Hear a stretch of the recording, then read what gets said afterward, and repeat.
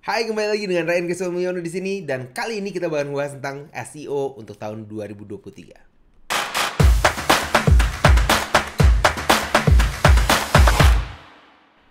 Halo semuanya, apa kabar? Kali ini kita bakal membahas tentang sesuatu hal yang sangat menarik, yaitu bagaimana kita menjalankan SEO di tahun 2023 ini.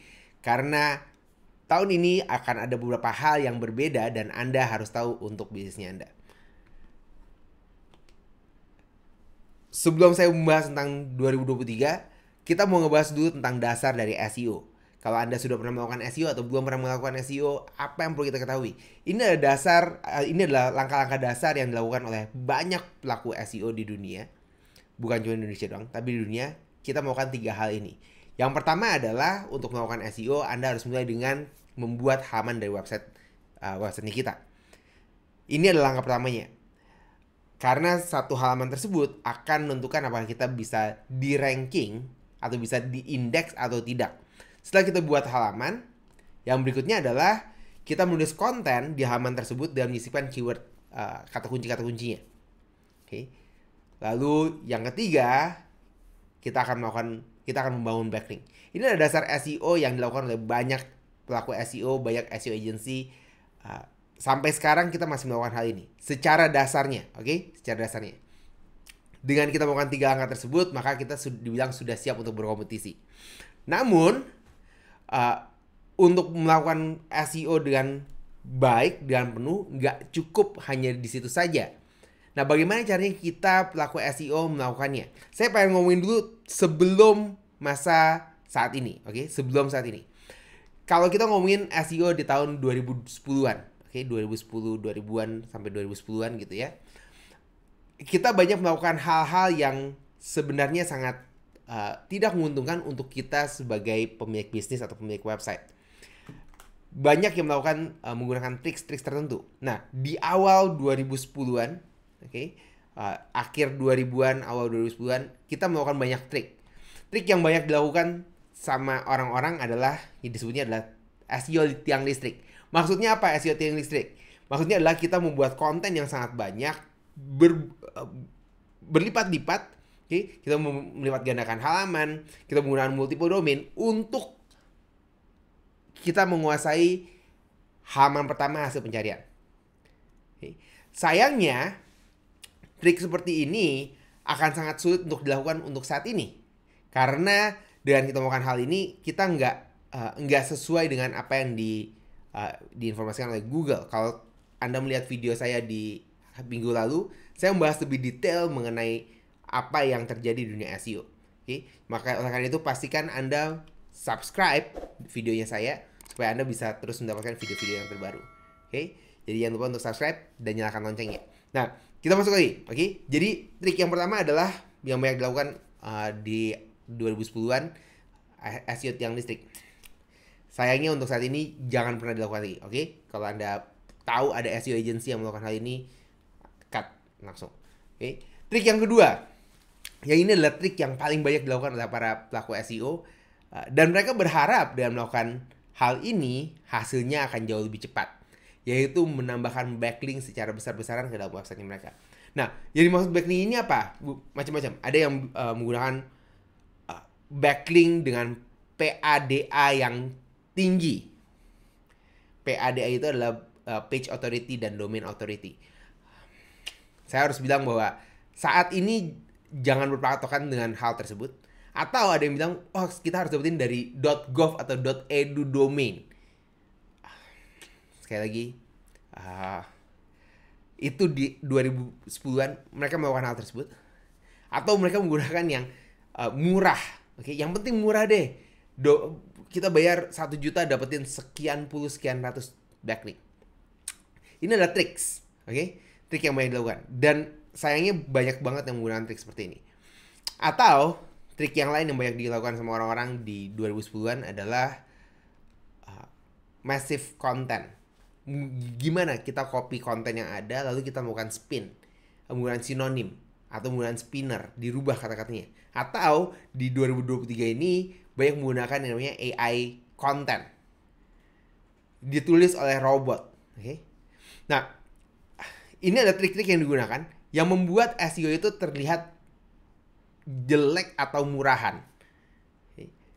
Dan yang paling berbahaya adalah dengan melakukan hal tersebut, saat ini kita sudah tidak bisa melakukan hal tersebut. Karena strategi yang saya sebutkan tadi termasuk dalam strategi yang kita sebut sebagai black hat strategy. Saat ini Google sudah menjadi jauh lebih pintar daripada sebelumnya.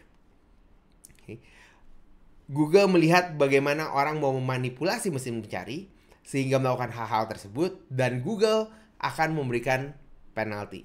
Sehingga pada saat Anda menggunakan black hat strategy, hasilnya adalah penalti. Apa yang dilakukan dengan penalti? Penalti bisa jadi website Anda hilang, traffic Anda tidak ada, traffic Anda menghilang dari datanya Anda, dan website Anda bahkan bisa tidak ditemukan di mesin mencari. Nah, untuk melakukan hal tersebut, Anda harus berpikir berkali-kali lipat supaya website Anda tidak terkena penalti tersebut. Betul-betul. Nah, pertanyaannya adalah bagaimana cara kita melakukan SEO? Kita akan balik dulu sebentar ke keuntungan sebenarnya dengan kita melakukan SEO. Anda tahu apa keuntungannya Anda menggunakan SEO? Ya, saya melihat ada beberapa keuntungan. Yang pertama adalah Anda akan mendapatkan leads ataupun sales dari strategi SEO tersebut. Jadi akan lebih banyak orang datang ke tempatnya Anda, mereka membeli produknya Anda, mereka datangnya dari SEO. Dan keuntungan terbesar dari SEO adalah Anda tidak perlu membayar mesin mencari untuk Anda mendatangkan pengunjung masuk ke website Anda. Berbeda dengan strategi-strategi lain, Anda harus berbayar. SEO Anda harus bayar kepada orang yang mengerjakannya, yang itu for sure gitu ya. Nah, berikutnya adalah keuntungan yang sebenarnya dari menggunakan SEO yang paling besar menurut saya adalah brand awareness. Karena kalau Anda ada di halaman pertama, Anda akan dinilai, oh ini bisa dipercaya. Okay? Dan akhirnya akan membuat kepercayaan tersendiri terhadap para pelanggan Anda. Sehingga mereka akan ingat bahwa kalau mereka mencari sesuatu, maka mereka ingin ingatnya kepada Anda. Nah, ini adalah keuntungan terbesar dari SEO. Jadi jangan samakan dengan trik. Bagaimana cara kita bisa berada di halaman pertama? Kalau gitu apa yang perlu kita perhatikan untuk SEO di 2023 ini? Okay? Kalau saya mau kombinasikan semuanya jadi satu, 2023 Anda harus fokus kepada satu yang namanya EEAT. Okay?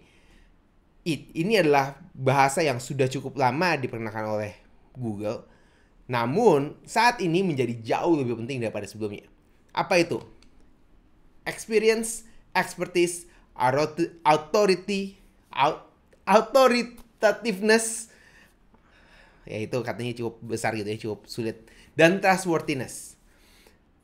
Nah, website Anda atau bisnis Anda harus memenuhi kriteria ini. Website Anda memiliki tingkat experience, pengalaman pengguna yang cukup tinggi, sehingga orang nyaman untuk mengakses halamannya Anda.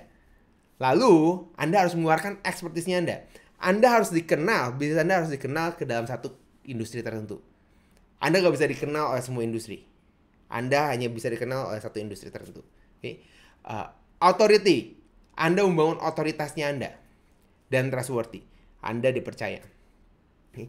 Jadi ini adalah proses yang paling penting di 2023 ini. Dan selain kita menggunakan EAT dari SEO-nya kita, Anda juga harus di 2023 ini, Anda harus punya SEO proses yang jelas. Anda tidak bisa hanya menggunakan SEO proses yang biasa-biasa saja. Di kita di Toffee, kita punya satu yang namanya Toffee SEO Process. Proses ini adalah untuk kita, atau framework ini adalah yang kita lakukan untuk mengoptimasi sebuah website. Kita percaya bahwa membuat konten, menyisipkan kata kunci, dan backlink saja tidak cukup untuk 2023. Kita harus mulai dari yang pertama. Lapisan yang pertama adalah site. Okay? Lapisan pertamanya adalah site health. Bagaimana website kita bisa dioptimasi atau tidak. Okay? Di site health ada beberapa langkah yang perlu Anda perhatikan. Baru setelah site-nya benar, site-nya sehat, Anda masuk ke yang kedua, expert content. Nah, di expert content, Anda membuat konten-konten yang Anda dianggap sebagai authority. Okay? Baru setelah itu kita masuk ke outreach campaign. Kita baru memperkenalkan website kita pada orang lain. Okay? Nah, 3 proses ini adalah langkah proses yang kita gunakan. Anda pun bisa menggunakan proses yang saya tampilkan di sini. Setidaknya dengan proses ini Anda bisa mengoptimasi website Anda dengan lebih baik. Dan yang paling penting lagi adalah Anda bisa menduplikasikan prosesnya kepada timnya Anda atau kepada orang yang Anda ingin minta mereka kerjakan untuk prosesnya Anda. Oke. Kalau Anda tidak punya prosesnya, maka saya sarankan untuk tidak melakukannya lebih jauh. Oke. Jadi itu adalah apa yang perlu Anda perhatikan di 2023. Nah, kita bakal ngomongin tentang the future of SEO. Saat ini kita masuk ke era yang baru di dunia internet, yaitu dibilang the rise of AI. Baru beberapa hari terakhir, setidaknya pada saat video ini dibuat, kita dihebohkan dengan berita tentang ChatGPT yang diadopsi oleh 2 perusahaan besar. Yang pertama adalah Google dan yang kedua adalah Microsoft. Jadi Google punya satu algoritma untuk chat, namanya Bard. Microsoft menggunakan ChatGPT. Dua-dua robot ini atau mesin chat ini berimbasnya apa? Berimbas kepada hasil pencarian. Sehingga sekarang kalau kita melakukan pencarian di mesin mencari atau nanti di kemudian hari, tergantung dari kapan Anda melihat video ini, tapi beberapa di pertengahan tahun 2023 atau sampai di akhir, kita akan melihat perubahan yang cukup besar dari hasil pencarian di mesin mencari. Dan ini membuat landscape-nya akan berubah. Dunia SEO-nya kita akan berubah.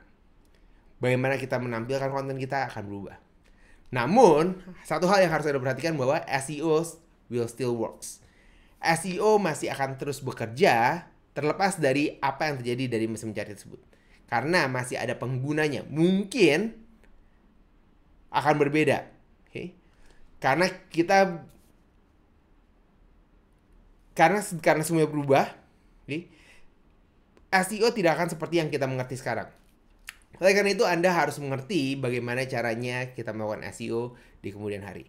Nah, tapi untuk di titik ini, di level ini, Anda perlu mengerti bagaimana SEO itu akan bekerja untuk bisnisnya Anda terlepas dari apa yang dilakukan oleh ChatGPT.